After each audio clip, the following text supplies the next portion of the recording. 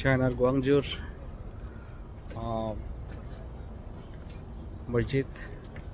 এখানে শুয়ে রয়েছেন আমাদের প্রিয় নবীর একজন সাহাবী আবু আক্কাস রহমতুল্লাহ রাদিয়াল্লাহু তাআলা। এখানে মাজার, ঠিক এই এসছেন অসংখ্য দেশি বিদেশি পর্যটক এবং চায়না মুসলিম সহ এখানে সকল মুসলমানরা গুয়াংজুরে এখানে এসে নামাজ আদায় করেন।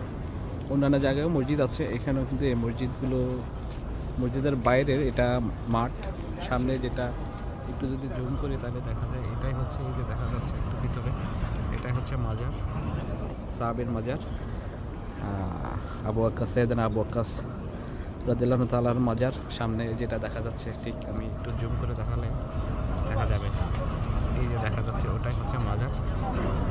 মাজারের পাশে মসজিদ। এখানে অসংখ্য মানুষ আজকে জুমার নামাজ আদায় করার জন্য এখানে আসছে। আমিও এসেছি, আমার সৌভাগ্য হয়েছে।